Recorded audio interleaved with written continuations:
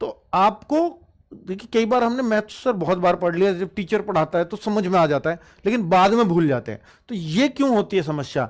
इसका सिर्फ एक ही तरीका है कि जब आपका टीचर मैथ्स पढ़ाता है ना आपको, तो उसके बाद आपको बुक से करने पर ही कॉन्फिडेंस आएगा। मैथ्स ऐसा सब्जेक्ट है, रीजनिंग ऐसा सब्जेक्ट है, इन दोनों सब्जेक्ट्स में ना प्रैक्टिस की जरूरत होती है बच्चों।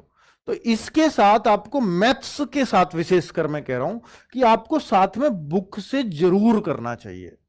बुक आपको वो कॉन्फिडेंस देती है कि जो टीचर ने सवाल छुआ नहीं, चाहे वैसा ही था, पर बुक वाला हमने कर लिया, तो एक कॉन्फिडेंस आपके मन में पैदा होगा।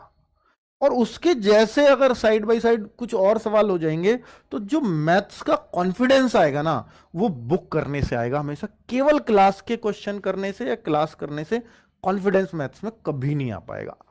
ठीक है, तो ये अब बुक कौन सी करें, तो मैंने आपको बता दिया, एसएससी जीडी का ही अगर आपको एग्जाम देना और यही निकालना है, तो एसएससी जीडी के लिए मैथ्स की बुक अपनी सफिशिएंट, मोर देन सफिशिएंट है। ठीक है, उसमें सब कुछ है जो आपके लिए आ सकता है। क्या खुद के नोट्स बनाएं?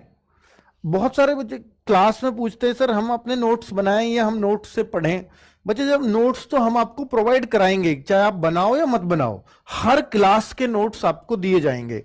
बट आप खुद के बनाएं या ना बनाएं, इसमें अगर आप कंफर्टेबल हैं कि सर मेरे का बहुत समय नहीं जा रहा है, मैं क्लास के साथ ही तैयार कर ले रहा हूं और तैयार करते करते ही मुझे याद हो जा रहा है, तो आप नोट्स बनाओ। वरना तो आप अपना ना शॉर्ट नोट्स बनाओ कि बस मेन मेन पॉइंट लिखो। और उन मेन मेन पॉइंट, जैसे मान लीजिए आपके टीचर ने 4-5 पेज पढ़ाए, पर आप सिर्फ पॉइंट लिखो और उन पॉइंट को ही फेरो कि क्या इन पॉइंट्स को जो मैंने लिखे हैं कि इनसे मुझे पूरा टीचर का पढ़ाया हुआ याद आ रहा है, तो वो होता है शॉर्ट नोट्स। और अगर आप ये सोचते हो कि नहीं सर मुझे तो फिर टीचर का पढ़ाया हुआ याद नहीं आ पा रहा है, तो फिर वहां पर आप देखो कि आपने शॉर्ट नोट्स जो बनाए और आपको जो नोट्स हमने प्रोवाइड करवाए हैं, टीचर ने जो सब कुछ डिट्टो पढ़ाया होगा, वो हम आपको नोट्स प्रोवाइड कराएंगे, हर क्लास की पीडीएफ उस क्लास के आगे ही लगी होगी एप्लीकेशन में। तो वहां उससे आप मिलान कर लें, तो आपको बार बार क्लास नहीं देखनी पड़ेगी।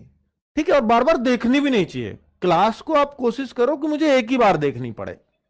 ठीक है, कि बार बार देखोगे तो वो आपका टाइम जाएगा, और उतना टाइम अब आपके पास नहीं है।